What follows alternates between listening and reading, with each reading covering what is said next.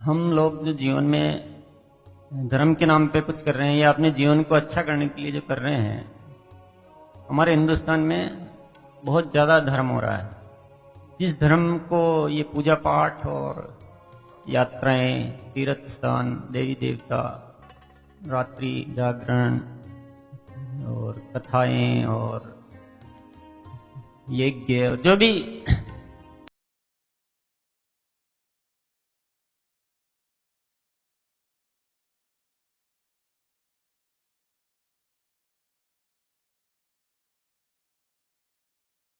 हम लोग जो जीवन में धर्म के नाम पे कुछ कर रहे हैं या अपने जीवन को अच्छा करने के लिए जो कर रहे हैं, हमारे हिंदुस्तान में बहुत ज़्यादा धर्म हो रहा है। जिस धर्म को ये पूजा पाठ और यात्राएं, तीर्थ स्थान, देवी देवता, रात्रि जागरण और कथाएं और यज्ञ और जो भी मेले और ये बहुत सारी जो चीजें हो रही है ना, ये काफी मात्रा में होती है हिंदुस्तान में। आप सब सहमत हैं? हर गली गली में, हर चौराहे पे कुछ न कुछ कार्यक्रम चलता रहता है। हम सब भी इन चीजों से बहुत गहरे से जुड़े हुए होंगे। हमारे आसपास भी बहुत कुछ चलता रहता है। दुनिया भर के तो यहाँ गुरुजी है, आश्रम है, मंदिर और मस्जिद और इनकी तो कोई शायद जितनी जनसंख्या नहीं है उससे ज्यादा ये मिल सकते हैं। गलत कह रहा हूं क्या? क्योंकि हर एक के घर में अलग अलग होता ही है और बाहर वाले अलग होते हैं और रोज बढ़ रहे हैं। आदमी नहीं बढ़ते, उससे ज्यादा मंदिर मस्जिद बढ़ जाते हैं। कुछ लोगों का काम ही यही है, तो बोले हम बहुत समाज सेवी है, हम नया मंदिर बना रहे हैं, तो वो चंदे की वो छपा लेते रसीद बुक और घूमते फिरते हैं पूरी दुनिया में। बहुत महान आदमी, महान कार्य कर रहे हैं। इस तरह का इतना सब कुछ हो रहा है हिंदुस्तान में, इतना ज्यादा। अगर उसको हम धर्म कहें तो काफी मात्रा में हो रहा है। और अगर ये सही धर्म है तो इतना धर्म होने के बाद पूरा हिंदुस्तान स्वर्ग बन जाना चाहिए। जिस देश में इतना धर्म हो रहा हो उस देश में तो सब कुछ अच्छा होना चाहिए ना। धर्म का परिणाम क्या होता है? अच्छा ही होता है, बुरा तो नहीं हो सकता। अगर धर्म हम इतना ज्यादा कर रहे हैं और उसका धर्म का परिणाम अच्छा होता है तो उस धर्म के द्वारा ये धरती स्वर्ग बन जानी चाहिए ना। आपस में ये प्रेम पैदा होना चाहिए, सब एक दूसरे के प्रति आकर्षण, अच्छे विचार आने चाहिए। पर ऐसा कहीं हो रहा है? होता हुआ तो नहीं दिखाई दे रहा है। रोज लड़ाई झगड़े बढ़ ही रहे हैं, एक दूसरे के प्रति विद्वेष बढ़ ही रहा है, कम तो कुछ भी नहीं हो रहा है। तो इससे बात समझ में आ जाती है कि हम कुछ न कुछ कोई बड़ी भूल कर रहे हैं। आती नहीं आती? जिस चीज को हम जीवन के लिए, और यहां तक कि हम जब उस धर्म करने की जरूरत आती है, उस दिशा में हम लगते हैं, तो बाकी इस जीवन की महत्वपूर्ण चीजों को भी छोड़ देते हैं। भाई आज तो हमारे पाठ है, कथा है, हमारे तो गुरु जी की कथा है, वहां जाना है। तो उसके लिए बोले आप किसी आदमी से जो वादा किया हुआ है, किसी का आपको पैसा चुकाना है, कोई आपका फर्ज है कारोबार को लेकर या और किसी को लेकर, वो सब छोड़ देंगे। कोई पैसा मांग रहा तो उसको भी कह देंगे आज तो मेरे कथा में जाना, कल आना। आप पैसा मांग रहा उसको चुकाना पहला आपका फर्ज है, कथा में जाना पहला फर्ज। तो हम नैतिक जिम्मेदारियों तक को भूल जाते हैं, लेकिन वो काम हमको लगता है कि हमारा जीवन का उद्धार तो वहां होना है। इस कदर इन चीजों में हम डूबे हुए हैं और उसका परिणाम कुछ भी ठीक नहीं हो रहा है। और सदियों सदियों से चल रही है ये बात, और इस कदर चल रही है कि पूरा देश, एक एक आदमी उसमें पूरी तरह से डूबा हुआ है। पर हम थोड़ा सा भी अगर अपने आप को जगाएं और विचार करें तो साफ समझ में आ जाता है कि हम बहुत बड़ी कोई भूल कर रहे हैं। इतना धर्म करें, अगर इतना वास्तविक धर्म होता तो ये आज धरती स्वर्ग बन जाती। हम आडंबरों को धर्म समझ रहे हैं, हम शारीरिक क्रियाओं को धर्म समझ रहे हैं। हम समझते हैं कि रोज ये इतनी पैदल यात्रा कर लेंगे, इतना त्याग तपस्या कर लेंगे, हम व्रत उपवास कर लेंगे, हम पूजा पाठ कर लेंगे, तो हमको इसके बदले में बहुत सारा परिणाम मिल जाएगा, हमारे दुख दर्द दूर हो जाएंगे। वहां भी हमारा लेन देन है, वो वास्तविक कोई मन का धर्म नहीं है। हम धर्म इसलिए करते हैं कि हमको वहां से कुछ न कुछ मिल जाए। इस हाथ दे और इस हाथ ले, सौदेबाजी है। मन में झांक कर देखो आप कभी अपने निश्चल भाव से कि बस मेरा मन कर रहा है और इसलिए मैं ये कर रहा हूं, ऐसा होता है? पीछे हमेशा एक कैलकुलेशन चलती है कि मैं इतनी यात्रा करूंगा तो व्यापार धंधा ये चल जाएगा, बच्चा पास हो जाएगा, घर में जो बीमारियां हो दूर हो जाएगी, इसलिए ये सब काम करते हैं। ऐसे धर्म नहीं होता है। धर्म का मतलब समझना बहुत जरूरी है। जब तक उसका सही अर्थ नहीं समझेंगे, जब तक वो सही काम होगा नहीं। क्या होता है धर्म का मतलब? धर्म का मतलब होता है हमारे भीतर हमेशा अच्छे विचारों की उत्पत्ति होनी। बुरे विचार हमारे भीतर कभी आवे ही नहीं। हम अंदर से भी किसी का बुरा नहीं सोचते। जब अकेले बैठे हो, कोई नहीं सुन रहा हो, तब भी हम अच्छे ही अच्छे विचार हमारे भीतर आए तो हम धार्मिक है। ये धार्मिक होना मन की बात है, अंदर की या बाहर की बात? और हम बाहर तो समझ रहे हैं कि हम कुछ कर रहे हैं, बड़े अपने आप को 30 मार्क का समझते हैं, कुछ ज्यादा। कोई जो पूजा पाठ कर लेता है वो अपने आप को ऐसा समझता है कि मैं अध्यात्म से बहुत जुड़ा हुआ हूं, मन में चाहे कुछ भी चल रहा हो। और इसकी वजह क्या है? ये ऐसा क्यों हो रहा है? क्योंकि हम एक बहुत बड़ी गलतफहमी पाले हुए हैं। हम धर्म को अलग समझते हैं और कर्म को अलग समझते हैं। हम जब कुछ करते हैं अलग से, मंदिर जाते हैं, पूजा करते हैं, मस्जिद जाते हैं, नमाज पढ़ते हैं, यात्रा करते हैं, मेले लगाते हैं, कथा करवाते हैं, तो हम उसको तो समझते हैं धर्म, ये हमारा धर्म है। और जब हम अपना व्यापार धंधा कारोबार करते हैं तो उसको क्या समझते हैं? ये कर्म है, इससे तो धर्म पूरा होगा नहीं, हमको धर्म करने के लिए अलग से कुछ न कुछ करना है। ऐसा एक गलतफहमी हमने पाल रखी है। और ये सबसे बड़ी गलतफहमी जो पूरी दुनिया बुरी तरह से पाली हुई है। जब तक हमारा हर कर्म धर्म में नहीं होगा तब तक नहीं होगा। हम जो भी कार्य कर रहे हैं वो इतना धार्मिक, वो इतना अच्छा, उतना पवित्र तरीके से होना चाहिए, तब हम जाके धार्मिक बन पाएंगे। मैं तो कहता हूं एक आदमी कभी कुछ नाम ही नहीं लेता है, मंदिर भी नहीं जाता है, कुछ भी नहीं करता, ना पूजा करता है, ना देवी देवता की बात करता है, लेकिन आदमी इतना सच्चा है कि कभी भी किसी का बुरा नहीं करता है, अपनी ड्यूटी ईमानदारी से करता है, जिम्मेदारियां निभाता है और जीवन में किसी से राग द्वेष नहीं रखता है, सबसे प्रेम से रहता है, दूसरों का भले के लिए कुछ न कुछ करता रहता है। बताइए वो आदमी धार्मिक है या नहीं? पर लोग क्या कहते हैं? ये आदमी धार्मिक नहीं है। मेरे को बड़ा आश्चर्य होता है कि जो आदमी इन आडंबरों में कम ध्यान देते हैं वो उल्टा ज्यादा धार्मिक नजर आते हैं। आडंबर वाले तो सोचते हैं कि हमने तो धर्म का काम तो कर लिया, अब हमको बाकी कुछ करने की जरूरत, मैं धर्म का लाइसेंस मेरे को पूरा मिल चुका, अब तो बाकी मैं कुछ भी कर सकता हूं। तो वो अपने आप सेटिस्फाइड हो जाता है कि मैंने तो धर्म तो खूब कर लिया, मैं तो आध्यात्मिक आदमी हूं। तो बाकी के कार्यक्रमों में कुछ भी ध्यान नहीं रखता है। लेकिन जो कुछ नहीं करता वो अपनी ड्यूटी पूरी नहीं समझता, वो उसको तो कुछ न कुछ करना है। ऐसा भी बहुत मिलता है, ऐसा जरूरी नहीं है पर ऐसा हो जाता है। अब आप कहेंगे कि ये सब चीजें, फिर ये मंदिर वगैरह ये सब क्या फालतू चीजें हैं क्या? मन में विचार आ रहा होगा।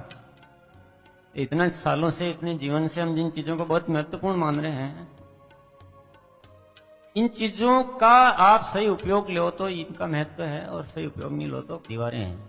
यदि आपको वहां जाकर कोई ऐसा निश्चय करना है कि मैं आज यहाँ इसलिए आया हूं कि मेरे विचार पवित्र बने, तो मंदिर फायदेमंद है। और मंदिर जाकर भगवान के सामने कि हे भगवान, मैं आज तेरे द्वार पर कुछ मांगने आया हूं, मेरा आज दिन भर का व्यापार अच्छा चल जाए, मेरे बच्चे पास हो जाए, ये बीमारी हो रही है दूर हो जाए, या आपके बार बार नमस्कार करता हूं, तुम बड़ा दयालु है, तो मेरी बात सुन लेगा।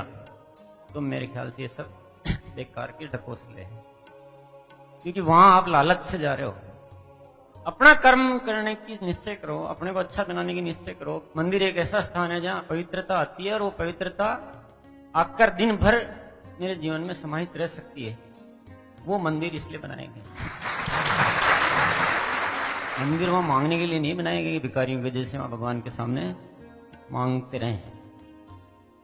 हे भगवान, तू बड़ा दयालु है और मैं बड़ा नादान हूं, मैं तो अज्ञानी हूं, मेरे पापी हूं, मैं नीच हूं, मेरे को कुछ भी नहीं आता है, बस तू बड़ा दयालु है जो मेरा कल्याण कर देना, और मेरा ही कल्याण मत करना, मैं तेरी और पूजा करता हूं, अर्चना करता हूं, इस पूरे जगत का कल्याण कर देना, सब सुख शांति से भर देना इस जगत को। परमात्मा देखता है कि मैंने तेरे को इंसान बनाकर इस दुनिया में भेजा था कि इसमें कुछ कर्म कर, जिम्मेदारी ले और इस दुनिया को ठीक कर, इसलिए तेरे को धरती पर भेजा। तू फिर आके और मेरे को ये सारे काम अपने सौंप रहा है।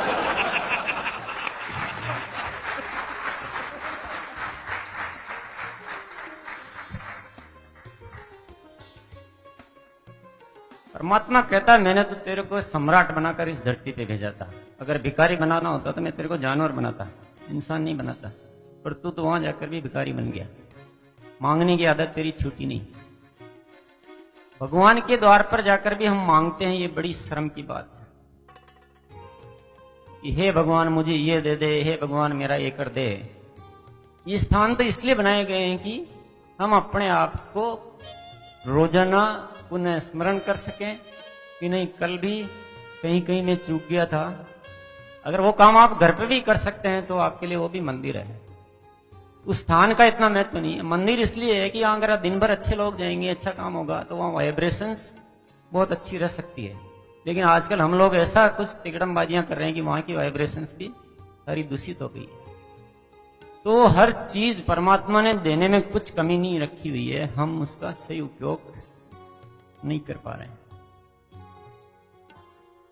कुछ कमी नहीं है, हम खामखा रो रहे हैं कि जीवन में बहुत समस्याएं हैं, गरीबी है, कठिनाइयां हैं।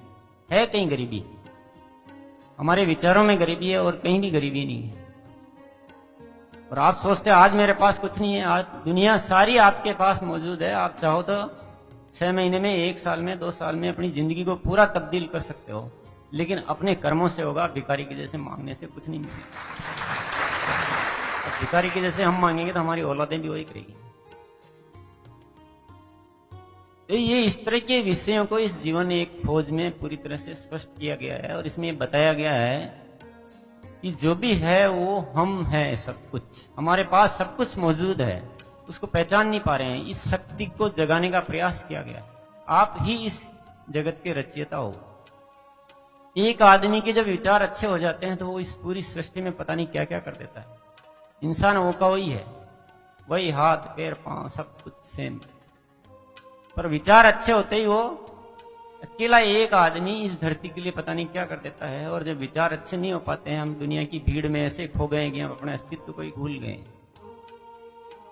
बहुत एक इंसान में बहुत शक्ति है और इंसान को इस तरह से बनाया गया। परमात्मा की इतनी कृपा है कि वो अपने अच्छे विचारों से इस पूरी दुनिया को आकर्षित कर सकता है। इस दुनिया को जैसे चाहे मोड़ सकता है और जैसे चाहे बना सकता है। बहुत ताकत है आप सब में, पर आपको प्योर बनाना पड़ेगा। पहले शुद्ध नहीं बनाएंगे, अपने महत्व को भूल जाएंगे। दुनिया में दूसरों को महत्व इतना ज्यादा दे दिया हमने और खुद को हम कमजोर समझते हैं। हमेशा यही सोचते रहते हैं। इसमें सबसे पहला चैप्टर है धारणाएं। धारणाएं कह दो, सिद्धांत कह दो। पूरी जिंदगी हमारी किस बेस पे चलती है? धारणाओं के बेस पे चलती है। और इसमें लिखा हुआ है कि धारणा बनाना, सिद्धांत बनाना ही गलत है। सही सिद्धांत क्या और गलत सिद्धांत क्या है उसका मतलब ही नहीं है। सिद्धांत बनाना ही गलत है, सही है तब भी गलत है। वो सिद्धांतों पे जीवन नहीं चलता है। जीवन प्रतिदिन एक खोज है। आपको सब कुछ दिया है ना, अपनी सोच दी है, ये दिया है, इसको काम में क्यों नहीं लेते? अब मैंने कह दिया कि हाउ टू डू बुक पढ़नी चाहिए। अब मैंने कह दिया लोग पढ़ रहे हैं, बार बार पढ़ रहे हैं, कुछ याद कुछ भी नहीं रहता, न उसके अकॉर्डिंग कुछ करते हैं। पढ़ते खूब है, ये रोज पढ़ता हूँ, रोज मीटिंग में जाता हूँ, कोई भी मीटिंग नहीं छोड़ता हूँ। तो जो मीटिंग में बताते हैं वो कुछ भी नहीं करते। तो धारणाओं का मतलब ये, इसमें ही कहा गया कि धारणाएं ऐसे नहीं बनानी कुछ भी, कि इन्होंने कह दिया है। अपने सारे एनालिसिस के बाद, प्रयोग के बाद, ऊपर नीचे विचार के बाद फिर उस चीज को अपनाना है। धारणाएं तो गलत भी हो सकती है और सही भी हो सकती है, लेकिन सही धारणा भी बिना उस पर काम किए, अपना विवेक को काम में लिए हुए बना लेंगे तो वो धारणा भी गलत है। चाहे आप पूरी दुनिया उसको कह रही कि अच्छा है, पूरी दुनिया कह रही है कि वो अच्छा है, फिर भी हो सकता है वो गलत हो। इस बात पे आपको आश्चर्य हो रहा होगा। पूरी दुनिया कहती है कि बड़ों से आशीर्वाद लेना चाहिए, आप भी मानते लेना चाहिए। तो मैं कहता हूं ये गलत है बात। आशीर्वाद आप मांग ही रहो बड़ों से, मांगना ही हुआ ना कि आशीर्वाद दे दो मेरे को। तो मैं कहता हूं मांगना है ही गलत। बड़ों का सम्मान करना चाहिए। मैंने जो विश्लेषण किया है, बड़ों का सम्मान करना चाहिए और बड़ों को कुछ करके दिखाना चाहिए कि नहीं मैं आपको ये कुछ करके दिखाऊंगा। वो मेरे ख्याल से बड़ों का ज्यादा अच्छा सम्मान है और बड़ों को ज्यादा खुशी उसमें मिलेगी। रोज रोज जाके बोले आशीर्वाद दे दो मेरे को, फिर दूसरे दिन जाएंगे फिर आशीर्वाद दे दो, फिर 7वें दिन जाएंगे फिर आशीर्वाद दे दो, फिर 3 महीने बाद जाएंगे फिर बोलेंगे आशीर्वाद दे दो, बहुत कुछ कोशिश की लेकिन कुछ कर नहीं पाया हूं, अब आपका आशीर्वाद मिल जाए तो अब मैं शायद कुछ कर लूं। तो क्या खुश होगा बड़ा? बड़ों को दुखी करने के लिए उनसे आशीर्वाद मांग रहे हो आप। सिर्फ ये अपने माइंड को आप चालू करना शुरू कर दोगे, नहीं तो सब कुछ आपको मिल जाएगा। हमने तो धारणाओं को पकड़ के अपने जीवन को बांध लिया, पूरे जकड़ लिया है। धारणाएं हमारे दिमाग पे बड़े बड़े तालों की जैसे लग गई है। अब आपको इतनी बड़ी बात का विरोध करोगे तो आपको बड़ा आश्चर्य होगा कि ये कोई बात गलत है, बड़ों का आशीर्वाद लेना चाहिए। तो पूरी दुनिया कहती है इसमें तो अच्छा ही है, पर मैं कहता हूं ये बात बिल्कुल गलत है। इसके पीछे हम स्वार्थी हैं पूरे कि मेरे को आशीर्वाद मिल जाए तो मेरा कुछ उद्धार हो जाएगा, और कुछ भी नहीं है आपका इंटेंशन इसमें है। बताइए, वहां सोचे कि कुछ नहीं मेरे को अब तो मैं खुद करके दिखाऊंगा, नहीं कर पाया ना पर मेरे कुछ गलती थी। वहां ये सोच नहीं होती शायद आशीर्वाद की कुछ कमी रह गई थी इसलिए नहीं हो पाया था, मैं आशीर्वाद और ले लेता। आपके अंदर की भावना को उस समय चेक करना आप जब ऐसे करते हो। तो पूरा का पूरा उलटबासी हो रहा है काम, सब कुछ उल्टा पुल्टा हो रहा है हमारे साथ, और इसीलिए हम अपने अंदर की पावर को जगा नहीं पा रहे हैं। जब तक ये मांगने की आदत नहीं छूटेगी जब तक अंदर का विकास हो ही नहीं पाएगा। और वो बहुत माइन्यूटली आपको बारीक बारीक चेक करना पड़ेगा। हर जगह हमारा इंटेंशन मांगने का रहता है, बस मिल जाए। आरसीएम में भी इस निगाह से मत आना कि ये आरसीएम तो चल रहा है तो हम भी जुड़ जाते तो हमको भी मिल जाएगा। कुछ नहीं होने वाला ऐसे, कहीं भी कोई पूरी दुनिया में कहीं भी चले जाओ ऐसा कुछ मिलने वाला नहीं है। और ऐसे इसलिए हमको ये जीवन मिला भी नहीं है। सबके लिए अच्छा सोचो और ऐसा कुछ कि दूसरों के लिए हम क्या कर सकते हैं, तब ये जीवन चलेगा। अपने लिए जीना भी कोई जीना है। और कम से कम आरसीएम एकेडमी के सभी स्टूडेंट से मैं कह देता हूं, आज के बाद कोई भी आपस में पांव छूने का सिस्टम बिल्कुल बंद कर दो। इसकी कोई आवश्यकता नहीं, कहीं भी इसका कोई उपयोग भी नहीं है। पांव छुए आप घर में, बड़े बुजुर्ग है, क्योंकि वो हमारी कल्चर है। संस्कृति के विरोध में जाना भी कोई अच्छी बात नहीं है। उसमें तो आप बिल्कुल वैसे कहलाएंगे कि ये अभद्र आदमी है। तो वो भद्रता नहीं खोनी है। बड़े बुजुर्ग रिश्तेदार वो एक कल्चर है, उसको हम इस तरह से इग्नोर नहीं कर सकते हैं। बाकी हमको आपस में कोई पांव छूने की कोई जरूरत नहीं है। इससे कुछ अच्छा भी नहीं हो रहा है। ये गलत परिपाटी सी चल पड़ी, इसमें फिर हम चूक जाते हैं। कुछ लोगों का अहंकार बढ़ा देते हैं बिना मतलब का। तो ये धारणाएं वाली बात समझ में आ गई आपको? आप इस बुक को अब इस निगाह से और पढ़ते रहना है। किताबों को भी काम में लेना आना बहुत जरूरी है। जब तक हम उसको अपने दिल में उतार कर उस पर सोचेंगे नहीं, मंथन नहीं करेंगे, एक्सपेरिमेंट नहीं करेंगे, ऐसा नहीं बाहर जाके फिर हम ये वो कोई धारणाओं वाली बात करने लग जाएंगे। अभी उठे हैं, थोड़ी देर बाद फिर वो कोई कहानी आ जाएगी, आप आशीर्वाद दे दो। हर चीज को एक बार विपरीत सोचकर आपको देखना है, इसके प्लस पॉइंट खुद को सोचने हैं। और मैं तो कहता हूं अगर कोई कुछ विशेष आपको करना है, विशेष बनना है, तो जो दुनिया करती है और आपको लगता है कि ये काम करना है आवश्यक नहीं है, इसके बिना भी आराम से काम चल सकता है, तो वो काम करो ही मत। थोड़ा दुनिया के अलग ही चलो आप, जब तक कि बहुत जरूरी नहीं हो। सारी दुनिया बर्थडे पार्टी मनाती है ना, तो आप उससे तो कुछ बिगड़ता था नहीं मनाएंगे तो अलग चलो। आप नहीं मनाते हमारे बर्थडे वर्डे नहीं, हमारे तो हर दिन बर्थडे है, हर दिन दिवाली, हर दिन होली है।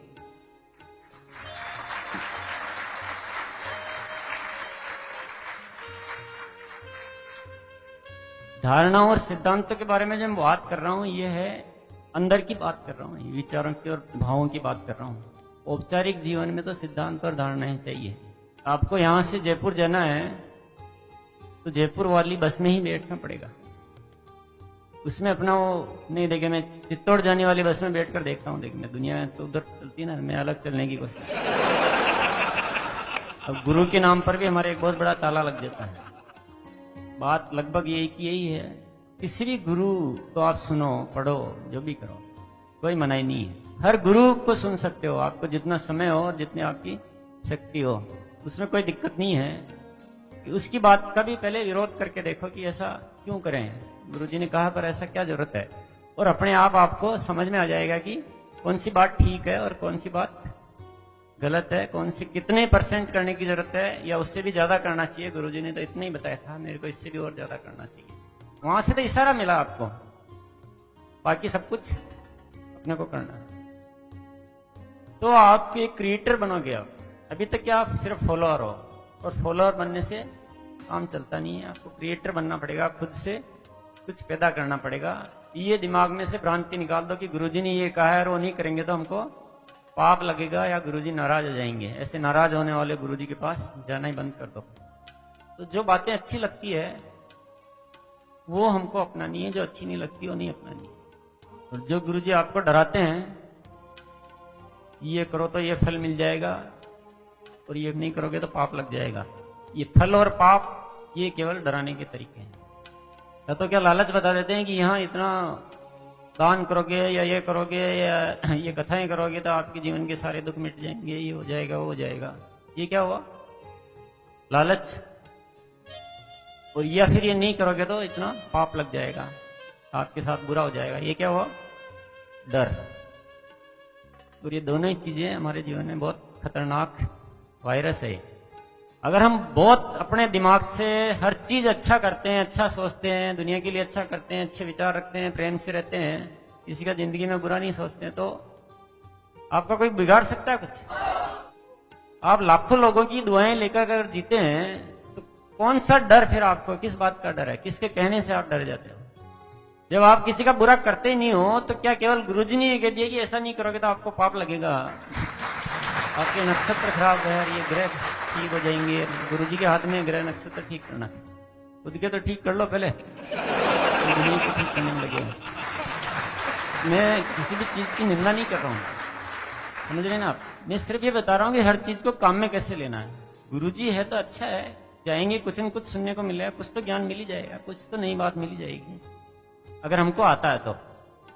और हमको जो लेना हो तो नहीं लेते हैं, और जो नहीं लेना हो ले आएंगे तो प्रॉब्लम खड़ी हो जाएगी। धर्म बनाम संप्रदाय, ये बहुत इंपॉर्टेंट टॉपिक है कि हम कहते हैं हमारा ये धर्म है, हम वैष्णव धर्म और हम जैन धर्म और हम मुस्लिम धर्म और हम ईसाई धर्म और हम पता नहीं ऐसा बोलते हैं हम कि हम ऐसे अलग अलग धर्म के लोग हैं। और इसमें ये लिखा हुआ है कि धर्म इतने हो ही नहीं सकते, जो इतने हो सकते हैं वो धर्म नहीं हो सकता है, वो सब संप्रदाय हो सकता है। धर्म को ऐसे अलग अलग नाम देने का अधिकार आपको है ही नहीं, और ये धर्म को अलग अलग नाम देने से बड़ी भ्रांति फैल रही है। जो इतने टुकड़ों में हो सकता है वो धर्म हो सकता है? नहीं हो सकता ना। जब परमात्मा एक हो सकता है तो धर्म अलग अलग कैसे हो सकता है? अब बीच में गुरु अलग अलग हो गए तो गुरुओं के नाम पे हमने क्या कर दिया? बंटवारा कर दिया। बंटवारा करके उन पे इतनी अटूट श्रद्धा आंख बंद करके कर ली। मुसलमान अपना कट्टर बन गए, हिंदू अपने कट्टर बन गए, ईसाई अपने कट्टर बन गए, और बस जो है हमारा ही धर्म है, बाकी सब बेकार। तो ये धर्म को अलग अलग समझने से क्या हुआ? कट्टरता आ गई, और कट्टरता आने से लोगों को उकसाना आसान हो गया। ये बस धर्म तो हमारा ही है, बाकी सब पाखंड है, तो उनको खत्म करो और पूरा इस धर्म को धरती पर फैलाओ, दूसरों को सबको खत्म कर दो। ये कहानी बनते बनते आज ऐसा एक जहर घुल गया हमारे जीवन में कि हम आपस में लड़ाने के लिए सबसे अच्छा तरीका क्या हो गया? धर्म के नाम पे। ये धर्म के नाम अलग अलग रखते हुए इस लड़ाई को खत्म करने की कोशिश करते रहेंगे जब तक कुछ भी नहीं हो सकता। इनको संप्रदाय रहने दें और धर्म को केवल हम एक ही शब्द रखें कि मानव धर्म, तो ये लड़ाई झगड़े खत्म होंगे। यदि व्यवस्था ही चलती रहेगी। सबसे बड़ी समस्या है कि जो लड़ाने की एजुकेशन देते हैं उनको हम क्या बोलते हैं? ये तो हमारे इस धर्म के महान संत है, संत पुरुष। पूरे हिंदुस्तान में ये इनकी सभाएं होती है, इनके बहुत अनुयायी हैं। उनको इतना ऊंचा स्थान दे देते हैं और उनकी बातों को इस कदर मानने लग जाते हैं कि वो लड़ाने और उकसाने में, हमको अंदर ही अंदर पता ही नहीं चलता हम क्या कर रहे हैं। अपने धर्म के लिए हम जान भी दे सकते हैं। आप जान क्या दे सकते हो? आप सबसे बड़ा पाप कर रहे हो। इस किताब में जो बहुत सारी चीजें लिखी हुई है जो मैं बता रहा हूं, इसमें आप ये दुनिया भर की चिंताएं मत पाल लेना आप कि अब मैं कैसे करूंगा, इतनी बड़ी दुनिया का सब कुछ ठीक कैसे करूंगा, या सब जाके बाहर जाके और सब इसके विरोध में या कुछ काम करने लग जाओ। आप इस झंझट में मत पड़ जाना कहीं भी। आपको सिर्फ अपना रवैया ठीक रखना है, बस अपने विचारों को ठीक करना है। अपने को ये धर्म भीरू या धर्म कट्टरता इसमें नहीं पड़ना है। अपने को उनके कहने से कभी लड़ना झगड़ना नहीं है। अपने को ठीक होना, बस खुद को, दुनिया को ठीक करने में ज्यादा उग्र मत हो जाना। प्रयास अंदर ही अंदर करते रहना है, जैसे अपन कर रहे हैं अभी। अपन ये प्रयास कर रहे हैं ना अंदर ही अंदर से ताकत। RCM बिजनेस द्वारा एक परिवार बना रहे हैं, जीवन एक खोज के द्वारा दुनिया में बात पहुंचा रहे हैं, अपने साथियों को बैठकर एजुकेशन दे रहे हैं। ऐसा नहीं कि अपन कहीं चौराहे पे जाके और सारी अपन सबको उकसाने लग जाएं और फिर इस चिंता में भी पड़ जाएं कि बहुत कोशिश कर रहे हैं, कुछ हो ही नहीं रहा है। अगर हम एक एक खुद ठीक हो जाएंगे तो पूरी दुनिया।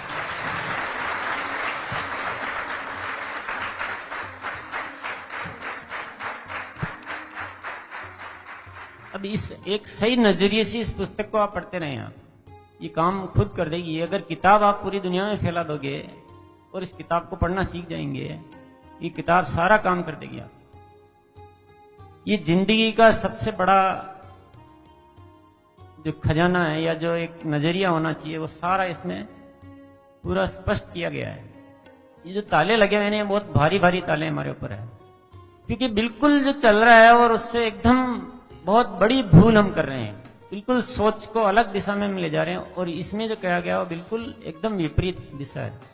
तो ये थोड़ा भारी मामला है। जल्दी से किसी की हिम्मत ही नहीं होती ऐसे डिसीजन लेने की, नहीं होती ना। एकदम से आप पुरानी चीजों को छोड़ नहीं पाओगे, इसको अपना नहीं पाओगे। पर ये धीरे धीरे करने का काम नहीं है।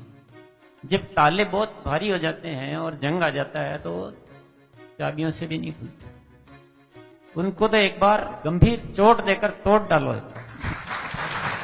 इस बार पक्का निर्णय कर लो, खुद के लिए कर लो कि अब इन बातों को ठीक से समझना है, अपनाना है और मेरे अपने अस्तित्व को जिंदा करना है।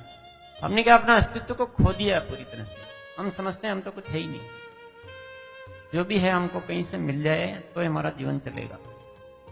और ये इसी सोच की वजह से हमारा विकास ही रुक गया। सारा विकास जब ही शुरू होगा जब हम अपने अस्तित्व को जिंदा करेंगे, अपनी पहचान बनाएंगे, अपने विचारों के द्वारा कुछ अभिनव सोचेंगे, कुछ क्रिएट करेंगे। हम हर इंसान को अपना क्रिएटर बनना पड़ेगा। और यह भी मत मान लेना कि मैं जो सिखा रहा हूं उससे आपका कुछ काम हो जाएगा, वो हो ही नहीं सकता। वो सब चीजें इसमें लिखी हुई है। लकीरें बना के और उस पर कोई चल जाए उससे काम हो जाएगा, कुछ नहीं होना। आपको अपनी अपनी खोज जारी रखनी पड़ेगी। जैसे मैंने कुछ खोज करने की कोशिश की, वैसे आपको भी अपनी खोज जारी रखनी है।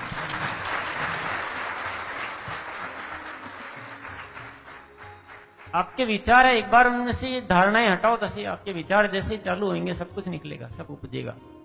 और दुनिया से थोड़ा अलग चलने की कोशिश करो, जहां चल सकते हैं, जहां कुछ भी नहीं बिगड़ता है, आराम से वो अलग चलने का रास्ता अपनाया जा सकता है, वहां अलग चलने की कोशिश करो।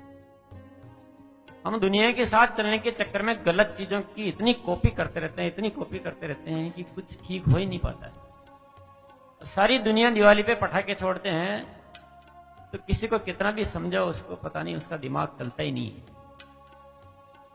अरे छोड़ रहे हैं जिनको छोड़ने दो ना, अपन नहीं छोड़ेंगे तो काम चल जाएगा ना अपना। अब ऐसे ऐसे धीरे धीरे कुछ अलग करते जाओ दुनिया से। और आपका मन नहीं लग रहा है कि नहीं ये तो एंजॉय ये करना चाहिए, ऐसे तो जिंदगी में कुछ मजे ही नहीं रहेंगे, ऐसा भी सोचते ना। तो तुम मजा लेना तुमको आया क्या? अभी तो तुम कुछ मजा ही नहीं ले रहे हो। कुछ जिंदगी में क्रिएट करके देखो, फिर जिंदगी में कितना मजा है। ऐसे बर्बाद करने से थोड़ी मजा आता है। आपको होश ही नहीं है कि हम इस दुनिया को किस गलत दिशा में, कितना पॉल्यूशन फैला रहे हैं, कितने एक्सीडेंट हो रहे हैं, क्या हो रहा है। उससे कुछ मजा आ रहा है आपको, यानी आपकी आत्मा मर गई है और आपको ऐसी चीजों में भी मजा आता है। ऐसे आत्मा को मारो मत, आत्मा जिंदा रहनी चाहिए। पर हमें क्या हिम्मत नहीं होती कि पूरी दुनिया कर रही है तो हमें अब पता नहीं, मैं अलग सोचता हूँ ठीक नहीं होगा। ये सबसे बड़ी बीमारी है हमारे ऊपर। मैं तो कहता हूं ज्यादातर चीजें वो सब गलत है जो पूरी दुनिया कर रही है। ज्यादातर चीज 90% गलत हो रहा है। अब लोग 31 तारीख को पता नहीं रात रात भर बाहर जा रहे हैं, कर रहे हैं, मेरे को कुछ समझ में आज तक नहीं आ पाया कि इसके पीछे लॉजिक क्या है। पुराना साल को विदाई दे दी, नया साल आ रहा है और बड़ा सेलिब्रेट कर रहे हैं, जैसे कोई पिछले साल में बहुत कोई अच्छा पुण्य कर लिया हो, उसका सेलिब्रेशन मना रहे हैं। करने के लिए जीवन में बहुत कुछ है, कुछ क्रिएट करो, कुछ अच्छा सोचो, उस दिन बैठ के कुछ अच्छा प्लान बनाओ कि नहीं इस साल 10 लोगों का मेरे को अब जीवन सुधारना है, मैं 20 लोगों को टेक्निकल अचीवर पे कैसे पहुंचा सकता हूं, उसके लिए प्लानिंग करता हूं। ये नया साल आ रहा है, 2009 आया था, इस 2009 को विशेष बनाना है। इसमें अभी आरसीएम बिजनेस को ऊंचाई पर ले जाना है और जो भी लोग सफल नहीं हो रहा उनको सफलता के मुकाम पर, ऊंचाइयों पर ले जाना है। ये तो कोई नए साल की कुछ बात है। इसमें आनंद नहीं आता है क्या? इसमें मजा नहीं आता है ऐसा सोचने में? तो मजा लेना आना चाहिए ना। मजा पता नहीं किन चीजों में ले रहे हैं हम, बर्बादी में मजा ले रहे हैं। तो दुनिया को करने दो ना, दुनिया कर रही है तो आप भी उसमें चले गए, ये कौन सी बात हो गई? भीड़ मत बनो आप। ये कोई भेड़ों की भीड़ नहीं है जिधर सारी भेड़े जा रही उधर ही हमको ही जाना है। ये भीड़ है ना, हमको बर्बाद करके रख देगी। हमको अपनी पहचान बनानी है, हमको ऐसा कुछ बनना है कि लाख हजार करोड़ आदमी भी खड़े हो तो आपका चेहरा अलग नजर आए, आपका प्रकाश अलग जगमगाए।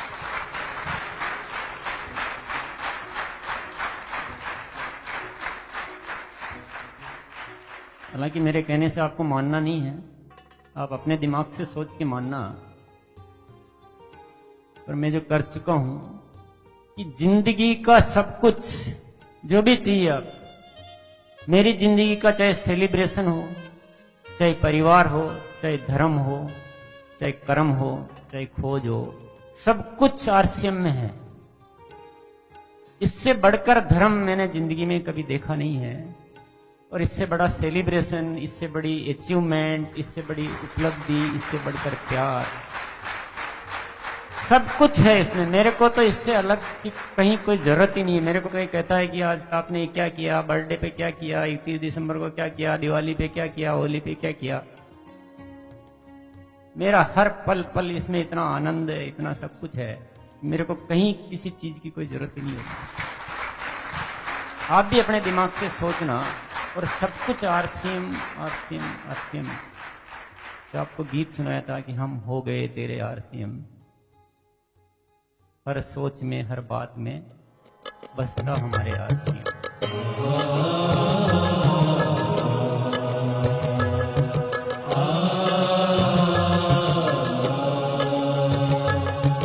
हो गए तेरे आरसीएम, हम हो गए तेरे आरसीएम, हम हो गए तेरे आरसीएम, तेरे आरसीएम। हर सोच में हर बात में बसता हमारे आरसीएम, हर सोच में हर बात में बसता हमारे आरसीएम। हम हो गए तेरे आरसीएम, तेरे आरसीएम।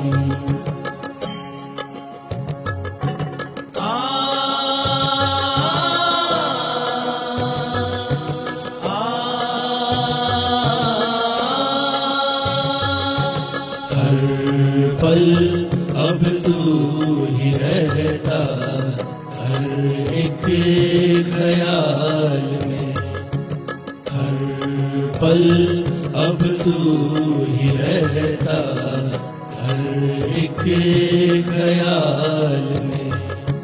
जिंदगी गुजरेगी अब ये तेरे संग हर हाल में, हर ख्वाब जीवन का सजेगा साथ तेरे आरसीएम, हर ख्वाब जीवन का सजेगा साथ तेरे आरसीएम।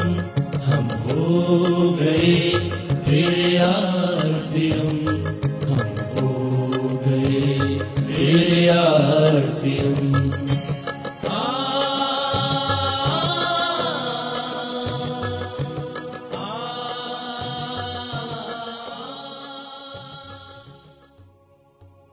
सब कुछ इसमें मौजूद है, कहीं कुछ जाने की जरूरत नहीं है आपको। आपके लिए सब कुछ है। आपको कुछ क्रिएट करना है, इसमें जितना चाहे क्रिएट करो। आपको सेवा करनी है, आप जितने लोगों की सेवा करो। आपको सम्मान चाहिए, जितना चाहे सम्मान लो। अच्छा बनने से मिलता है सम्मान, मांगने से तो नहीं मिलता है। देश भर में परिवार चाहिए, वो सब कुछ मिलता है। आपको अच्छे कपड़े पहनने, वो इसमें मिलते हैं। आपको बंगला चाहिए, गाड़ी चाहिए, पैसे चाहिए, सिक्योरिटी चाहिए। जो आरसीएम में नहीं है उनको हो सकता है 20 जगह जाना पड़ेगा, उनको भटकना पड़ेगा। उनको आनंद के लिए अलग जाना पड़ेगा, धर्म के लिए अलग जाना पड़ेगा, परिवार के लिए अलग जाना पड़ेगा, सिक्योरिटी के लिए अलग जाना पड़ेगा। आरसीएम में सब कुछ मौजूद है।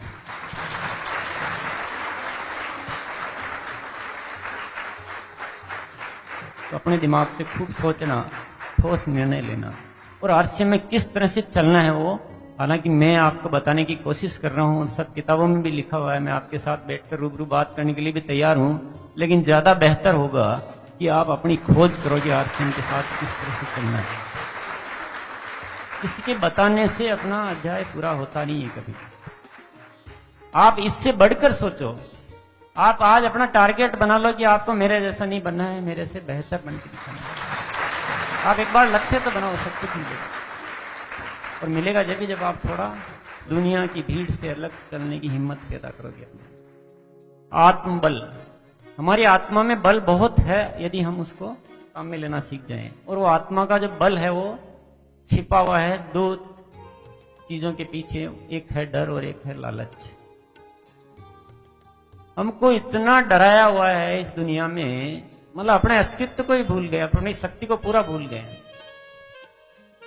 ये करोगे तो वो हो जाएगा, वो करोगे तो वो हो जाएगा, ये नहीं करोगे तो हो जाएगा। मैं कहता हूं ज्योतिष होगा, कोई विज्ञान होगा, वो कुछ पता लगा पाते होंगे और वो सही बताते होंगे। मैं ये भी नहीं कहता हूं कि वो गलत बताते होंगे, पर दो सत्य तो पक्के हैं कि सारे ज्योतिष सही नहीं बता पाते। अब हम कैसे पहचाने कि कौन सा सही बता रहा है, कौन सा गलत बता रहा है? इस चक्कर में हम उलझ जाते हैं। दूसरी चीज, वो कितना ही सही बताओ, वो आदमी की नींद को तो हराम कर देता है। कि वो फिर क्या है, जैसे उसके एक चीज बताई सही निकल गई उसकी, उसके बाद उसका जीवन चक्र पूरा बिगड़ जाता है उसका। वो फिर छींक भी लेनी हो तो ज्योतिष से पूछता है कि मैं छींक लूं या नहीं छींक लूं। कुछ शुभ घड़ी निकल जाती है, वो पूछने के चक्कर में ही रह जाता है। जो निर्णय लेने का समय ही निकल जाता है, और वो पहले के पूछ के करूंगा मैं तो, कि वो कहेंगे तो ये किया था तो बहुत नुकसान हो गया मेरे। अरे नुकसान क्या होता है? नुकसान क्या तुम्हारे पास है क्या जो चला जाएगा? खाली हाथ आए और खाली हाथ जाना है। ये जो दुनिया के खेल तमाशे, इसको नुकसान समझ रहे हो?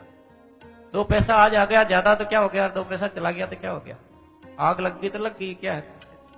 ये तो सब कुछ होना ही है ना।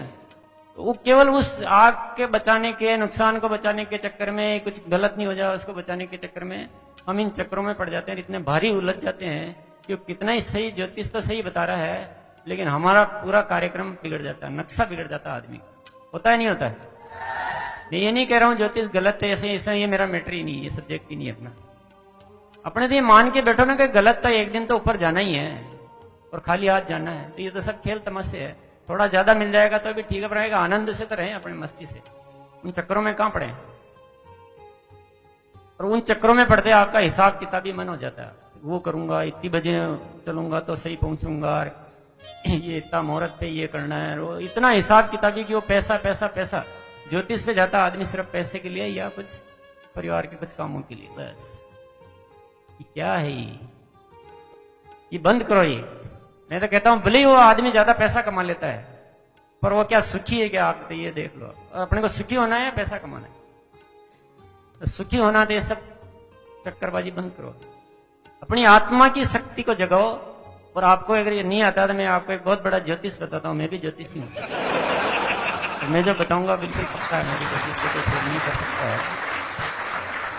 कि यदि आपकी आत्मा में शक्ति है, आप हमेशा न्यूट्रल रहते हो, और आपका जो आभा मंडल होता है, हर इंसान के ऊपर एक आभा मंडल होता है, वो ऐसे नहीं दिखाई देता है। आजकल की वैज्ञानिक ऐसी चीजें आ गई जिससे आप उसको देख भी सकते हो। अगर लाख लोगों की दुआएं आप पर असर कर रही है और आपकी सोच में इतनी पवित्रता है कि आपका ओरा, इसको ओरा बोलते हैं इंग्लिश में और हिंदी में आभा मंडल बोलते हैं, अगर ये पवित्र है, प्योर है, तो कोई भी ग्रह नक्षत्र आपके ऊपर कुछ भी असर नहीं कर सकते हैं, कोई भी गलत शक्तियां आपका कुछ भी नहीं बिगाड़ सकती है।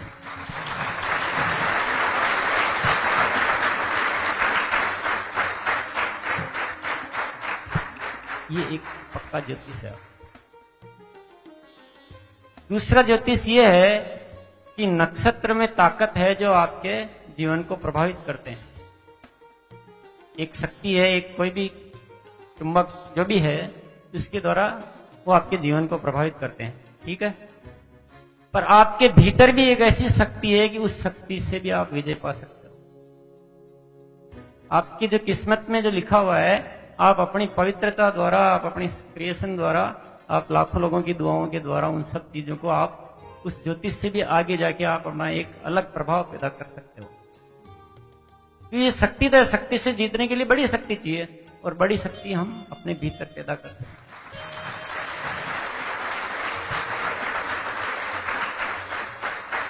और तीसरी बात यह है कि डर डर के जीने से कुछ मिल जाए वो सब बेकार है, और निडर होकर जिए, मस्ती से जिए, और थोड़ा बहुत कुछ चला भी जाए तो वो जीवन ज्यादा आनंददायक है।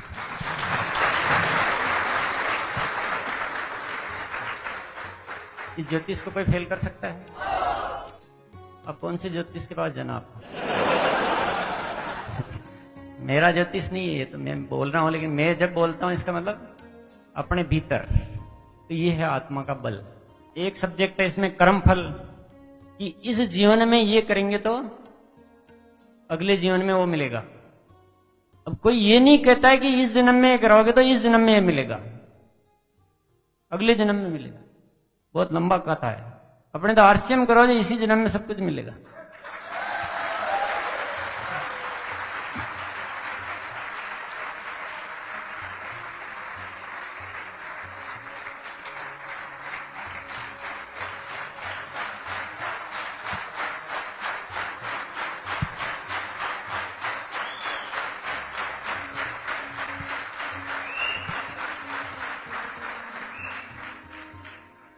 जब भी कोई लंबी कहानी बताता है कि ऐसा करोगे तो अगले जन्म में मिलेगा, वहीं समझ लो कि ये पाखंड है।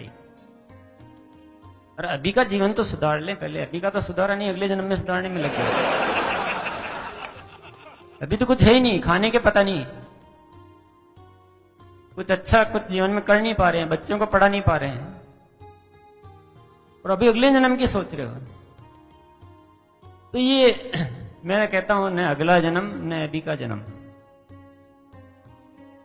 ये सौदेबाजी बंद करो। ये मिलेगा इसलिए ये कर रहा हूं, ये सौदेबाजी है, और ये सारे आपके जीवन का आनंद को खत्म कर देती है। आपके जीवन में अपने आप कुछ विचार, ऐसी इच्छाएं पैदा होनी चाहिए कि नहीं, मेरे को ये अच्छा लगता है इसलिए मैं कर रहा हूं, इसमें आनंद आता है तो इसलिए कर रहा हूं, तब उसका आनंद मिलेगा। मैं आरसीएम बिजनेस इसलिए नहीं कर रहा हूं कि आरसीएम बिजनेस करूंगा तो मेरे को अगले जन्म में स्वर्ग मिलेगा या अभी ये मिलेगा। मेरे को तो इसमें आनंद आता है इसलिए मैं कर रहा हूं। मेरे को तो परमात्मा ने ये इतनी शक्ति, इतनी सोच, ये सब कुछ दिया है, और मेरे को एक ही बात सोचती कि इतना जो परमात्मा ने दिल खोल के दिया है कि जब चाहो जो चीज पैदा करने की ताकत दे दी है, तो इसको मेरे को साथ में लेकर नहीं जाना है, इसको उपयोग में यहाँ लेकर जाना है, इसलिए मैं करता हूँ। इसलिए नहीं कि ये मिल जाएगा, ये हो जाएगा। वो करने में मजा है, नहीं तो हिसाब किताब लगाने लग जाऊं कि इतने लोगों का भी ट्रेनिंग दे रहा हूं, इतना मेरा 2 दिन बिगड़ गया, इसकी बजाय तो ये करते तो बहुत कुछ कर लेते। ऐसे हिसाब किताब लगा रहे। इसमें मेरे को आनंद आ रहा है, मेरे को इसमें आनंद है कि मैं एक आम आदमी को ऊपर उठाकर खास इंसान बना सकूं, ये मेरे आनंद है। मैं इसलिए तो ये कर्म फल के चक्कर में मत पड़ो कि ये बस इतना करेंगे तो ये पड़ेगा। अच्छा लग गया, जीवन में मजा आएगा। और बिना इस हिसाब किताब के करोगे तो बहुत तो अच्छा होगा, रोज कुछ नया नया होगा। अपने लिए ज्यादा ये चक्करबाजी में नहीं पड़ोगे, ज्यादा चिंता भी नहीं रहेगी आपको, क्योंकि आपको फिर आप मस्ती से करोगे। तो हुआ तो बहुत अच्छा है, और नहीं हुआ तो भी मजे। अपन ने तो कोई कमी नहीं रखी, तो उसका भी एक आनंद है। और जब आनंद से करते तो कार्य की क्षमता कई गुना बढ़ जाती है, तो कई गुना बढ़ जाती तो अपने आप सारे अच्छे तरीके से। और जब हिसाब किताब जैसे ही बंद होता है ना, तो अपने आप बहुत अच्छे अच्छे विचार आपको परमात्मा आपको अपने आप भेजता है। आप एक बार सोच के तो देखो,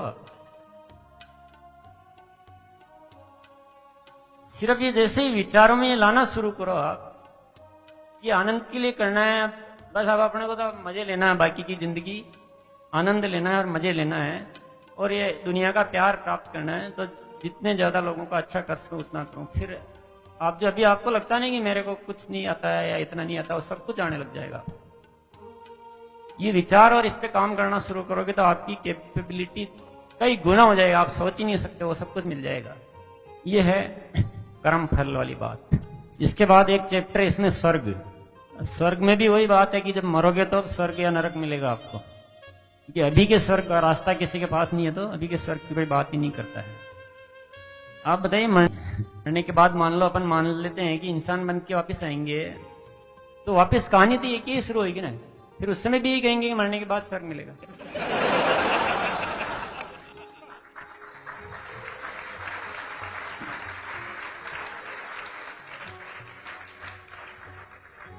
ऐसे कब तक इंतजार करते रहेंगे? स्वर्ग हमको चाहिए तो स्वर्ग बनाना पड़ेगा। ये केवल ये मांगते रहे स्वर्ग मिल जाए अगले दिन। और स्वर्ग बनाना है तो अभी से बनाना शुरू कर देना चाहिए। और स्वर्ग कैसे बनता है, ये जो भी अपन बातें कर रहे हैं, और जो इन बातों को ठीक समझ लो कि आपके विचार अच्छे हो और आप हर समय सामान्य स्थिति में रह सकते हो। सुख और दुख से ज्यादा आपका कोई नाता नहीं होता है। हर समय आनंदमय रहना कि कुछ ये जीवन का खेल है, ये नाटक है। जैसे 3 घंटे की पिक्चर होती है, ये 30 घंटे की होगी, 300 घंटे की होगी, 3000 घंटे की होगी, या कुछ छोटी थोड़ी बड़ी पिक्चर है, वो छोटी पिक्चर होती है। इस पिक्चर को देखते रहो और अपने एक सामान्य भाव से हम हर स्थिति में रह सकें, अच्छे विचार हमारे जीवन में हो और इन शक्तियों का सदुपयोग कर सकें, पश्चाताप जीवन में नहीं रहे, तो यही तो स्वर्ग है। और क्या स्वर्ग है? मन की सही स्थिति तो स्वर्ग है ना हमारे लिए। जो वहां महल बने हुए हैं, वहां अप्सराएं नाच रही है, वो स्वर्ग है। ये तो कहानियां हैं। जब सत्य साथ में पकड़ में नहीं आता तो झूठी कहानियां बना दी जाती है। और जब कहानियां बहुत पुरानी हो जाती है तो हम उनको क्या कह देते हैं? शास्त्र कह देते हैं। और जब शास्त्र का नाम आ जाता है तो फिर एक ताला हमारे दिमाग पर लग जाता है, ये तो शास्त्रों में लिखा हुआ है। आज आप लिख के एक किताब छोड़ जाओ, 1001 साल बाद उसको भी शास्त्र कहा जाएगा। तो स्वर्ग हमको यही बनाना है। और अब तक हमारे पास जरिया नहीं था, लेकिन अब हमारे पास जरिया आ गया है। अब तो चूकना नहीं है। और नेक्स्ट टॉपिक हम लेंगे जीवन का स्वभाव। जीवन के स्वभाव को समझना बहुत जरूरी है कि हम क्या स्वभाव के विपरीत काम करते रहते हैं, तो ये जितनी भी समस्याएं खड़ी होती है इसलिए होती है। जिस तरह से पानी का स्वभाव होता है शीतल रहना, उसको गर्म करोगे तब भी वापस छोड़ते ही वो शीतल हो जाएगा। और आप उसको गर्म ही गर्म करते रहोगे तो वो उसके साथ आप कुछ गलत कर रहे हो, पानी के साथ खिलवाड़ कर रहे हो, धीरे धीरे वो खत्म हो जाएगा वो पानी। उसी तरह से जीवन का स्वभाव आनंदमय रहना है। और ये चीज हमको हमेशा ध्यान में रखनी है। खुश रहना, आनंद से रहना, खुद भी रहना और दूसरों को भी रखना। ये अगर समझ में आ गई बात तो हमारे से जीवन में जितनी भी ये गलतियां होती है वो सब खत्म हो जाएगी। जैसे आप स्मरण करोगे कि जीवन का स्वभाव तो आनंद में रहना है, तो आप किसी को पीड़ा पहुंचाओगे? किसी के साथ जालसाजी करोगे, छीना झपटी करोगे, गलत शोषण करोगे किसी का? तो अपने जीवन का स्वभाव है और इसको स्मरण रखना है और इस स्वभाव को बनाए रखना है। इसी में हमारा भला है, नहीं तो हम खुद को खत्म करते जा रहे हैं। और धीरे धीरे अगर ऐसा ही करते रहेंगे तो ये यही का यही नरक मिल जाएगा, कहीं जाने की जरूरत नहीं।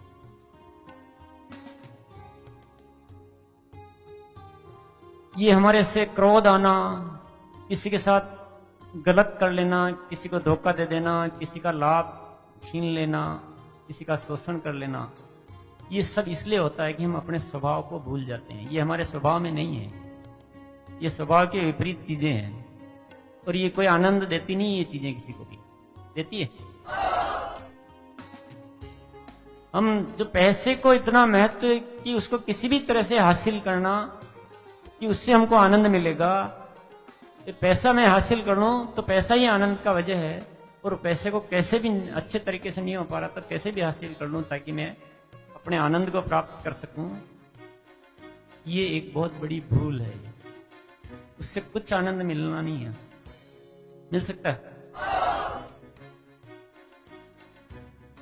असली स्वभाव को याद रखो, असली आनंद को पहचान लो, तो अपने आप वो सारी गलतियां ठीक हो जाएगी, आज से वो हो ही नहीं पाएगी। और आज आपको बहुत सारी चीजें अपने आप में बदलनी है, बहुत कुछ बड़ा बदलाव लाना। मैंने पहले ही कह दिया कि ये हथौड़े की चोट से इन सारे तालों को तोड़ डालो। धीरे धीरे करने की कोशिश मत करना, फेल हो जाओगे। कुछ निश्चय कर लो कि नहीं, आज से मेरे को पूरी तरह से बदलना है। ये निश्चय सबसे बड़ी जरूरत है। हम समझते तो सारी बातें जा रहे हैं, पर ये निश्चय नहीं करते कि नहीं आज से मेरे को कुछ बदलने की जरूरत है। हम समझते हैं हाँ बस ये ठीक है, हाँ ये बात ठीक है, मैं मानता हूं, एग्री करता हूं, पर उससे कुछ काम होने वाला नहीं। अपने को भीतर से रूपांतरित करना है, पूरा अपने आप को बदलना है, और ये आज निश्चय करना पड़ेगा पक्का, और उसको एक्शन में लाना पड़ेगा। ये इतना आसान काम नहीं है, ये हमने कभी किया ही नहीं है। ये हर किसी के साथ बहुत बड़ा भारी भरकम कृत्य है कि हम अपने आप को बदलने के लिए तैयार नहीं कर पाते हैं, कुछ निश्चय नहीं कर पाते हैं।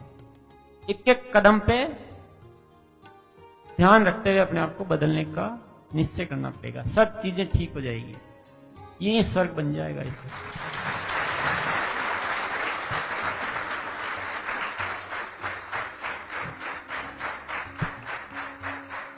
परमात्मा का भी इसमें एक टॉपिक है।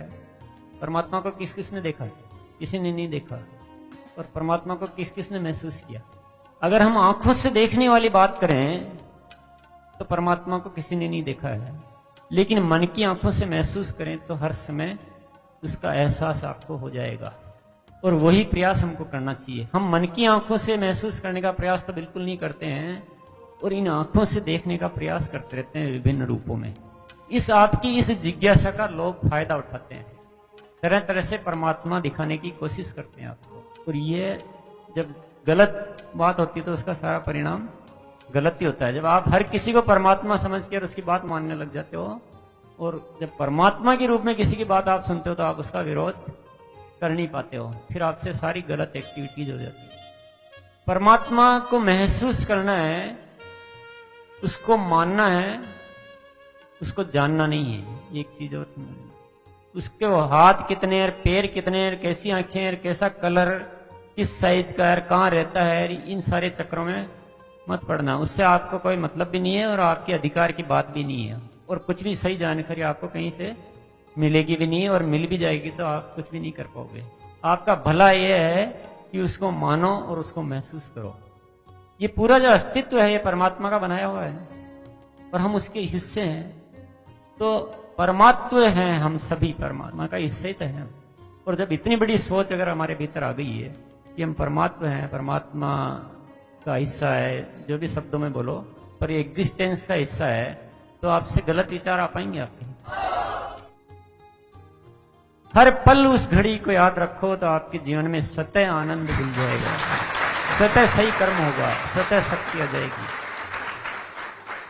और हम तो उसको कभी कभी जाकर याद करने की कोशिश करते हैं, और याद भी नहीं करते हैं। अपन तो उसको ऊपर ऊपर से लिपा पोती करने की कोशिश करते हैं कि हम तो चावल चढ़ा रहे हैं, हम तो नारियल चढ़ा रहे हैं, हम तो फूल माला चढ़ा रहे हैं, और परमात्मा के चढ़ा रहे हैं। परमात्मा पता नहीं कहाँ है, पर आप किस चीज को कहाँ परमात्मा मानकर और पता नहीं क्या क्या एक्टिविटीज कर रहे हैं। ये बाहर का मामला नहीं है इतना, ये महसूस करने का मामला है। और बाहर में इतने लीन और तल्लीन हो गए हैं कि अंदर से महसूस करना बिल्कुल भूल ही गए। हर घड़ी और हर पल, ये कोई 10 मिनट बैठ के याद करने की चीज नहीं है। जब भी आप सोच रहे हो तब आपको एहसास होना चाहिए कि कुछ भी कर्म का डिसाइड करना तो मैं इस अस्तित्व का हिस्सा हूं। उस बात को याद करते हुए आपको कोई बुरे विचार आ पाएंगे? इतनी अगर सोच डेवलप हो गई, अब ये सोच डेवलप करने के लिए हमको सिखाया जाता है कि 2 घड़ी बैठकर उसका स्मरण कीजिए। वो आदत में लाने के लिए है। वो 2 घड़ी और 2 पल बैठ के स्मरण करने से पूरा जीवन ठीक नहीं हो जाएगा। वो आदत में लाने के लिए ठीक है, लेकिन आपको हर सोच में, हर कृत्य में उसको याद रखना है। अपने हर कृत्य को पवित्र बनाना है। हर काम करते समय वो परमात्मा का स्मरण रहना चाहिए। ऐसा नहीं कि दिन में 1 घंटा तो परमात्मा के साथ रहे और बाकी 23 घंटे अपने काम में व्यस्त रहे। उससे तो अस्त और व्यस्त हो जाएंगे आप। हर पल परमात्मा की नजदीकी महसूस करें। उसके लिए शुरू में अभ्यास करना हो तो आप अलग से बैठ के अभ्यास करें, वो एक अलग चीज है। आगे बात समझ में आ गई? कुछ महसूस हो रहा है कि हम जीवन में आडंबरों को ज्यादा पाल रखा है, तो जब तक उनको छोड़ेंगे नहीं, जब तक भला नहीं होने वाला है। थोड़ा कठोर निर्णय ले लो एक बार, टुकड़े टुकड़े में लेने की कोशिश मत करो। सोचने का ज्यादा समय खराब मत करो कि चलो आज समझ में आई है, फिर देखता हूं थोड़े दिन और। तब तक तो आपकी ऊर्जा ही क्षीण हो जाएगी। और एक सबसे इंपॉर्टेंट सब्जेक्ट है जागरण। कि जागरण के बिना सारी बातें बेकार है। सपोज करो आपको कुछ निर्णय लेना है, आप किताब पढ़ रहे हैं, आप किसी के साथ बातचीत कर रहे हैं। अब मैं आपसे बातचीत कर रहा हूं इस समय मेरे को होश नहीं है। मैं अपने पता नहीं किस दशा में आपसे बातचीत करता रहता हूं, और बातचीत खत्म होने के बाद मैं अलग से बैठ के और फिर ध्यान करता हूं, अपने आप को होश में लाता हूं, फिर उसको याद करता हूं कि हाँ मैंने बात करते समय ये बोला था, या तो बहुत गलत बोल दिया था, ऐसा तो मेरे को बोलना ही नहीं चाहिए था। इससे काम हो जाएगा। अगर मेरे को इतना होश पूर्वक रहना है कि बात करते समय एक एक शब्द जुबान से निकलते समय में होश है कि मैं क्या बोल रहा हूं। इतनी सारी बातें जो हम कर रहे हैं, अब ये इन बातों को अब आगे की जीवन में हर सोच के साथ, हर निर्णय के साथ, हर कर्म के साथ इन सारी बातों को याद रखना पड़ेगा। और याद कब रहेगा? जब हम होश में रहेंगे। हम आदतों के वश होकर कुछ करते रहेंगे कि हमारी आदत है इसलिए हम करते जा रहे हैं, तो आपसे कुछ बदलाव हो पाएगा? तो अभी जीवन में जो भी आज तक करते आ रहे थे, अब उन्हीं चीजों को, चाहे आप खाना खा रहे हो, खाना उठा रहे हो, किसी से मिल रहे हो, किसी से हाथ मिला रहे हो, हर एक्टिविटी में अब होश पूर्वक रहने की आदत बनाओ। और होश का मतलब जो अब तक जो आप बोल रहे थे, जिन चीजों को मान रहे थे, उनका थोड़ा विरोध करके सोचना शुरू करो। इससे आप में होश, अवेयरनेस आएगी कि अभी तक मैं ये करता था, अब इस चीज को अगर मैं ऐसे नहीं करूं तो ऐसा सोच कर देखो। ऐसे बोलता था, अब ऐसे नहीं बोलूं तो, इसकी बजाय ऐसा बोलूं तो। ऐसा एक होश अंदर चालू रहना चाहिए। इसका अभ्यास करना पड़ेगा। ये ऐसे नहीं होगा जल्दी से। अभ्यास कैसे करेंगे? या तो आदत बनानी हो तो एक पर्ची रख लें जेब में, और पर्टिकुलर एक्टिविटी के टाइम उसको देखते रहें कि अब मैं जो गुस्सा करूंगा वो होश पूर्वक करूंगा। तो आज यही एक प्रैक्टिस के लिए ऐसा करें। तो एक पर्ची रख लें जेब में, जब भी गुस्सा है तुरंत पर्ची निकाल के कि हाँ ध्यान से करना है, आज गुस्सा ध्यान पूर्वक करना है। फिर जो भी करना है आप होश के साथ करो। हाँ गुस्से में कितना करना चाहिए, किस हद तक उसको बोलना है। ये मजाक वाली बात नहीं है, ऐसे ही आप जागरण पैदा कर सकते हो, और कोई तरीका नहीं है। जो गुटखा खाते हैं वो गुटखे के लिए पर्ची रख लेंगे, अब जब भी गुटखा खाऊंगा तो होश पूर्वक खाऊंगा। होश पूर्वक का मतलब फिर उसमें से आप जेब में से पुड़की निकालेंगे, उसको खोलेंगे। हमेशा ध्यान रखो हाँ कैसे कैसे चल रहा है काम, और किधर ध्यान नहीं होना चाहिए, उसी पे ध्यान होना चाहिए। फिर थोड़ा सा निकाला उसमें से, उसको देखा, एक पीस छोटा है, इसके अंदर इसमें कितना जहर है, इसमें कितना स्वाद है, उसको फिर जीभ पे रखो। फिर सोचो हाँ जहर धीरे धीरे अंदर जा रहा है, शरीर को खराब कर रहा है। ऐसे होश पूर्वक करो काम को। कर सकते हैं? कौन कौन गुटखा खा सकते हैं ध्यान पूर्वक? इतना ध्यान से अगर करेंगे तो कुछ गलत काम हो पाएगा आपसे? ध्यान से करेंगे तो गुटखा खा पाएंगे, ध्यान से करेंगे तो सिगरेट पी पाएंगे, ध्यान से करेंगे तो शराब पी पाएंगे, ध्यान से करेंगे तो आप क्या गुस्सा कर पाएंगे? गुस्सा नहीं करना है, ये चिंता छोड़ दो। गुस्सा खूब करना है पर ध्यान से करना है, और गुटखा भी खूब खाना है पर ध्यान से खाना है। बातें भी करनी है तो ध्यान से करनी है। चलिए वो ध्यान की वजह से बातें आधी रह जाए चलेगा, कम बातें कर लो, पर जो भी करो ध्यान से करो। और जैसे मेरे से जैसे अटक अटक के भी बोलना शुरू कर दोगे तो भी चलेगा, और जो भी है ध्यान से बोलो, उससे कोई फर्क नहीं पड़ता है। आपको बुरा नहीं लग रहा कि बीच बीच में सोचने लग जाता हूं? लगता है बुरा? कोई किसी को बुरा नहीं लगता है। अपने हर चीज ध्यानपूर्वक करो, जब ये सब चीजें ठीक हो पाएगी।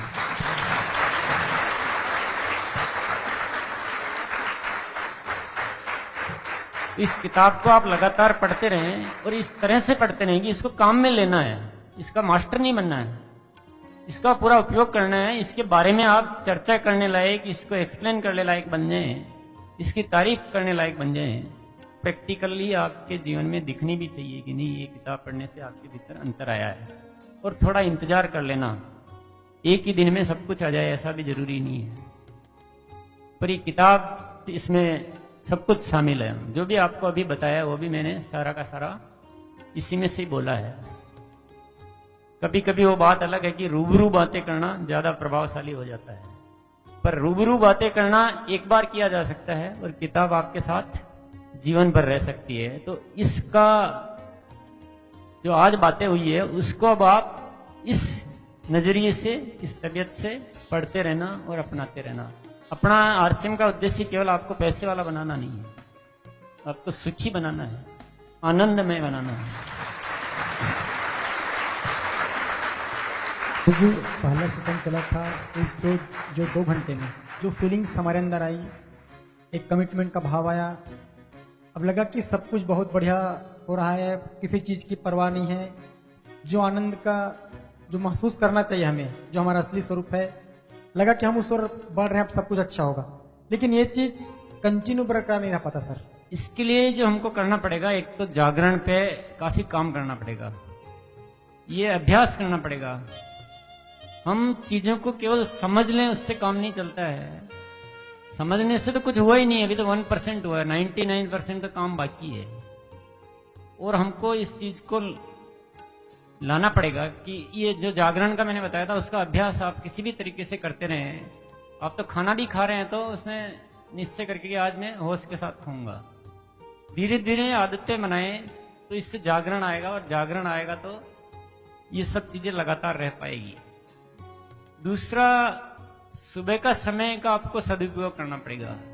खुद से प्रतिदिन बैठकर रोज के लिए कुछ सोचना, थोड़ी देर विचार करना है, निश्चय करना है, निर्णय लेने हैं, कुछ क्रिएट करना है अपने दिमाग से। तो रोज करते करते करते ये है जो सीमा में नहीं रहना है, अपने को इससे और आगे बढ़ना है। कोई भी किताब ले ली तो पढ़कर उस पर थोड़ी सी लाइनों को पढ़कर उस पर अपने दिमाग से फिर काम करें। तो रोज काम करेंगे तब रोज लगातार रह पाएगा। कि आज समझ लिया इससे हो जाएगा, इस समझने से तो कुछ भी नहीं होगा। समझने से तो हमें एग्री हुई है कि हाँ ये बात ठीक है, करना तो सारा बाकी है। तो इसलिए अपने को सक्रिय भूमिका निभानी पड़ेगी इसमें। ये आज हो गया, आज मीटिंग में आ गए तो ये अपना काम पूरा हो गया, अब जैसे पहले चल रहे थे वैसे चले जाएंगे, तब नहीं होगा। आप जीवन एक खोज की अगर बहुत तारीफ कर रहे हैं लेकिन आपके एटीट्यूड में कोई चेंज नहीं आया तो आपकी तारीफ बेकार है। आपको झलकना चाहिए आपके गतिविधियों से, आपके सोचने से।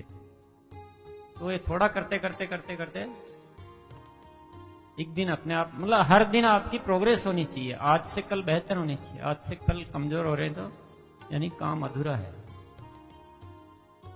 जितना आज है उससे कल और बेटरमेंट आना चाहिए उससे। और जब भी आपको कुछ लगे, एनर्जी चाहिए, तो आप सुबह के समय कोई संगीत को ध्यान से सुन लिया, कोई किताब को ध्यान से पढ़ लिया, कुछ अपने मन में बैठ के कुछ विचार कर लिया, अच्छी प्लानिंग दिन भर के लिए अपने लिए निश्चय कर लिया कि आज मेरे को ऐसे रहना है और ऐसे सोचना है। मेंटेन रह पाएगी, नहीं रह पाएगी? रह जाएगी। तो दूसरों को नहीं देखना है, अपनी प्रोग्रेस को खुद करते रहना है। दूसरे नहीं कर रहे हैं, दूसरे ही सब ऐसे ही हो गए तो ठीक है। उसने भी गुटखा उस दिन तो छोड़ा था, पर अब तो वापिस चालू कर दिया, तो मैं भी कर लेता हूँ। दूसरों की कमियों को नहीं अपनाना है, और दूसरों की अच्छाइयों से भी आगे निकलकर खुद को, अपने आप को इस दुनिया में न्यारा बनाना है, निराला बनाना है। और किसी का है? यस। मैं जानता हूं कि आरसीएम एक बिजनेस कंपनी है, लेकिन आप जिस तरह से समझा रहे हैं तो मैं पर्सनली आपके बारे में जानना चाहता हूं। ज्ञान 2 टाइप का होता है, एक परोक्ष ज्ञान और एक अपरोक्ष ज्ञान। जब आप अंतर्ज्ञान की बातें करते हैं तो आध्यात्म से जुड़ा है, और आध्यात्म हमारे मन की अंतरात्मा से जुड़ा है, न कि भौतिक ज्ञान से। आप इसका संयोजन कैसे कर पाते हैं और आप इसका उद्देश्य क्या समझते हैं, इसके बारे में थोड़ा विश्लेषण कीजिए। ये तो मैंने पहले ही क्लियर कर दिया था कि अंतर्ज्ञान या अध्यात्म और जो हमारा कर्म है, ये दोनों को अलग अलग हमने कर रखा है।